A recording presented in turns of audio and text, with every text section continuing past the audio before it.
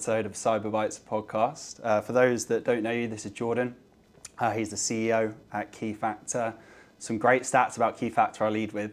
$1.3 billion valuation. Congrats. Thank you. 100 million ARR as well. That's a great achievement. Yep.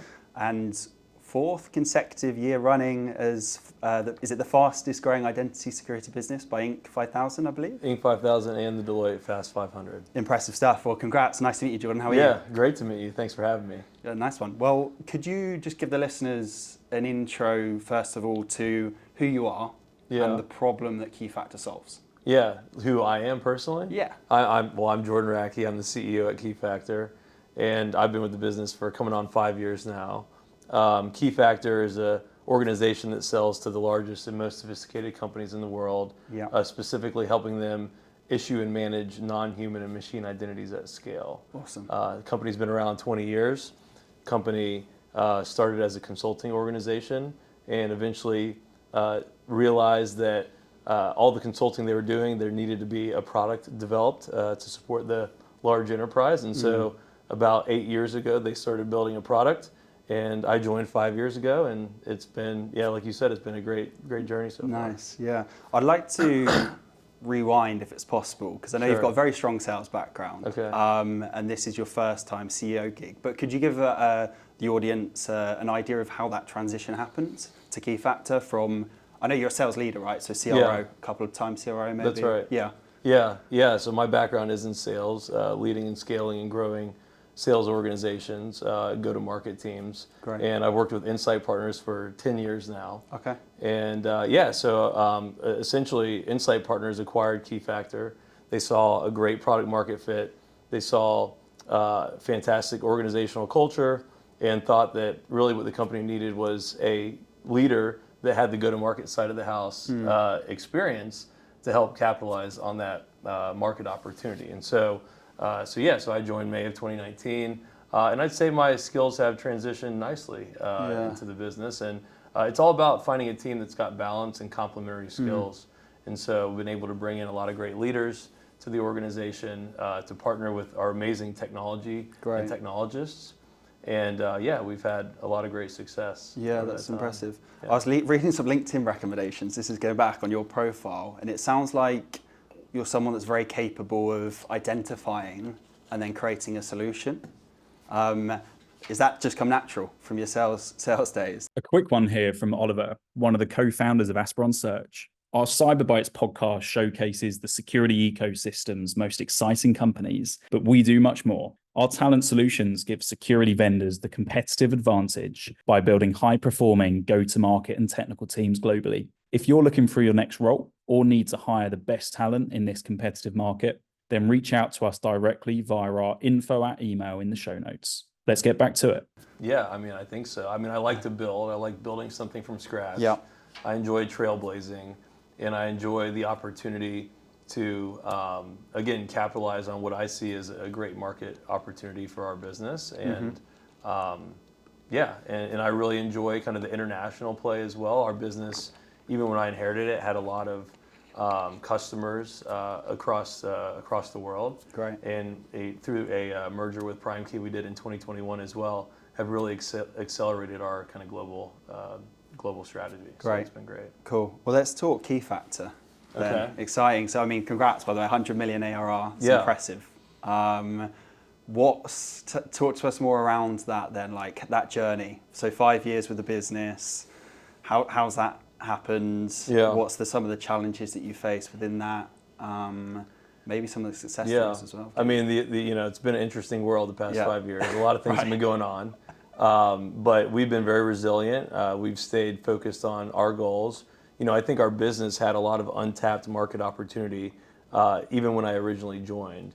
And so we were just laser focused on capitalizing on what we saw as like low-hanging fruit and a lot of pent-up demand where, as long as we built the right distribution networks to identify the demand, develop awareness for our brand, that we would have an opportunity to really, pull in customers at a high velocity clip.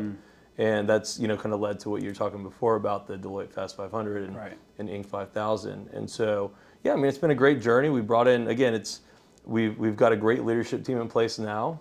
And it's about building those pieces and bringing the right people in at the right time. And also, as you continue to grow, making sure that you're innovating forward.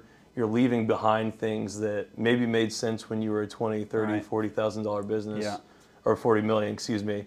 But then as you get to 100 million and beyond, you have to think differently, Yeah. and you have to have a strategy that fits to the company that you are in that moment and where you're trying to go. So yeah, I mean, it's been a great journey. There's, like every company, there's been a few hiccups, but I'd say through a combination of hard work and some good luck as well.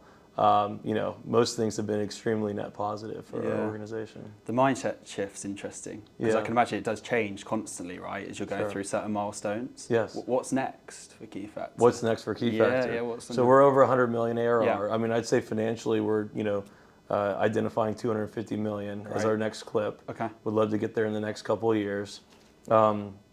For us, looking at expanding in the Asia market, Yeah. we've already got great operations in Americas and in Europe. Asia, the Middle East, LATAM, those are markets that we're really excited about, the penetration that's already presenting itself. And then, the other thing is our partner economy is really important. It's really taking off. We have over 200 partners worldwide, and partners identify and help find and bring customers to us that maybe we don't have the reach of quite yet. And then they're also helping deliver for us and helping from a unit economic standpoint to make sure that we're getting leverage as we continue to grow and scale. So we're a cash flow positive business now. Awesome. We're about to be starting next year, we're going to be a profitable organization. Right. And so I'm just really excited about being a self-funded operation as we continue to scale. We are organic at this point in terms of we haven't done an acquisition in a while, but we're always kind of looking to see, what can we add to the business. I think our organization is really primed for adding more technology through acquisitions. Yeah. But we're not going to force it. We got to find the right fit. And there's nothing right now, so I don't want to say there's something on the horizon immediately. But we're always monitoring the market because we do think a good combination of organic investments plus M&A is what's going to help us kind of get to the future. Yeah, we've seen certain companies, right, have acquisitions this year. It seems to be maybe the year of acquisitions, as some are saying, right? Even one this morning, I think. I don't know if you saw. Oh, I didn't see that. Yeah, there's an acquisition this morning as well. But Okay. And talk to us around your journey from, more so first-time CEO, right? Yeah. From sales background. But what the audience might be keen to understand is what surprised you the most about being a CEO from a CRO? What surprised me the most? People always say CEO is a pretty lonely position. Yeah. I haven't really had that feeling. I mean, I feel like I've got a great partnership with our board, which I think helps because I had worked with them 5 years prior, most of the people on the board. And then, I think I've got a great team, and it's a team that we have a very transparent dialogue. We're very open. And so I think what surprised me is people kind of almost, scared me into thinking the CEO is going to be overly lonely and, you're not going to be able to develop these relationships and drive the business in a way where you're enjoying the journey as well. And, I've very much enjoyed the journey, and I feel like I've got, great rapport both, with my leadership team throughout the entire business. Yeah. And then also, with the board. Yeah. And another hot topic, it seems right now, is post-quantum security, Sure. right? Can you just talk to us around, maybe to begin, some of the challenges that companies are going to face with post-quantum security? Absolutely. So post-quantum, NIST is about to approve algorithms this summer. Yeah. And with that approval is going to mean organizations are going to have to find a way to replace all of their current cryptographic strategy, all of the non-human and machine identity cryptography, pull that down, identify it, pull it down and replace it with quantum resilient communication. And that's going to happen, again, this summer is when it's going to get approved. Organizations will take, anywhere from, right now we're already talking to the White House, the Executive Office of the President. Interesting, yeah. We're meeting with the largest private companies in the world right now, helping them plan, specifically banks, those that sell to government. Yeah. But then it will domino down throughout the rest. And so organizations are starting to prepare for how do you build this security posture around your business that is quantum resilient. Yeah. And so we're at the forefront of that right now, supporting our customers through that journey. Great. And what role does like Keysight play within that? Keyfactor? Keyfactor, Yeah, sorry. yeah. So Keyfactor, so again, we sell the ability to issue and manage non-human and machine identities. So the role that we're going to play is we're going to be able to discover and inventory all of their assets, Yeah. find the ones that would be vulnerable, help them pull those down and replace all of those identities with quantum resilient ones, which is, what every organization is going to have to do at some point. Some people will do it now. Some people will wait a year. Some people might wait, 2, 3, 4 years. But better to prepare now than to get, blindsided, and, it could be catastrophic for organizations. Yeah, for sure. And I saw you guys were at the White House, right? Yeah. Were you part of that? I personally was not there. No. No, it was for the technology team. Okay. Yeah. Cool. Did they give My any- background again is in sales, like we discussed. Sure. So I don't know if I'd be able to, hold weight in that room. But our head of technology was there. That's very cool. And they had a very good discussion. Yeah, that's very cool. Cool. Is there any scoop that they could give about the White House? Any interesting stories? Or If I told you, no, I'm just kidding. I can't do that. Cool. But in terms of what's next for Keyfactor, we've discussed milestones from an ARR perspective. Yeah. Is there anything that's top of mind for you guys and a focus post quantum security? Sounds Yeah, like it quantum is, but- quantum is. I mean, we're in pole position relative to our competition to support our customers through this journey. A lot of that is because of things that we've done in the past, but a lot of it has to do with the current R&D that we have going on underway right now, and things that we're getting ready to invest in around quantum. So we've got some surprises coming out that I can't really talk about quite yet. Okay.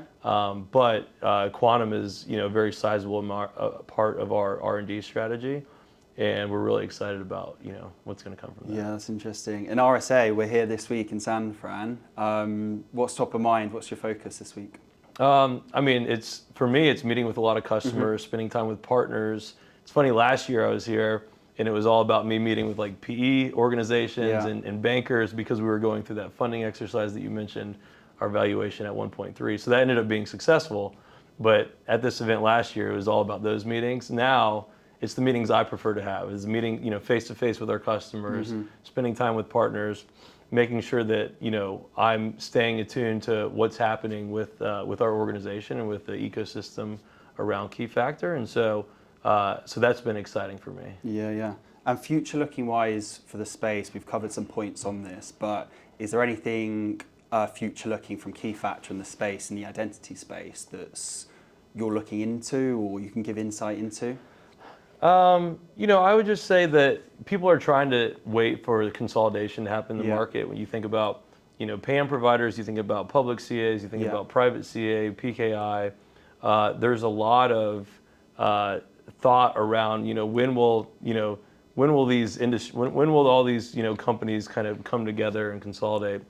TBD. I mean, we'll see what happens. But right now, I mean, we're heads down, focused on building a great company. We've got a lot of momentum, and so we try not to be distracted by all the what ifs and all the noise. And we focus on what we can control. Yeah, nice. Well, before we wrap up the call, it's been great to meet you, Jordan. Is there any scoop that you can give us to what holds next for Keyfactor in the sense of next couple of months? Is there announcements that you can share or any insight you can give there, or is that still? I don't think that. I mean, it's more of the same for us. It's developing our brand awareness. It's spending time on post quantum. We haven't talked about AI, but AI is very interesting as well. Topic. If you think about AI, you have to authenticate. Yeah. You have to make sure that you have a strong security posture and you understand is something real or not. And that's, we help customers. We have a lot of AI customers, a lot of AI companies, helping them make sure that what they're taking to market and what they're selling to their customers actually has embedded technology from us to create that authenticity.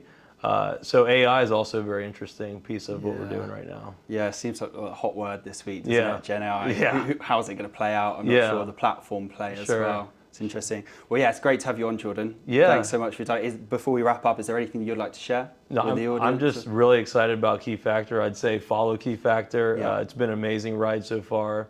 The best is yet to come for our company. And again, it's not just Keyfactor, it's our partners, it's our customers. It's the whole kind of energy behind identity security. It's a really exciting time. Yeah, sounds like it. So. Awesome. Well, thanks for coming on, Jordan. It's been great to have All you. right, thank you. Appreciate it, dude. All right, thanks. If you are still listening, thanks for hanging in there, and I hope you enjoyed this special RSA episode. If you did, then please hit the like and subscribe button, and of course, share this with your colleagues and friends. If you are a candidate looking for your next role within cybersecurity, or a hiring manager looking to build out your technical or go-to-market teams, then please reach out to me directly on LinkedIn or via email. See you soon.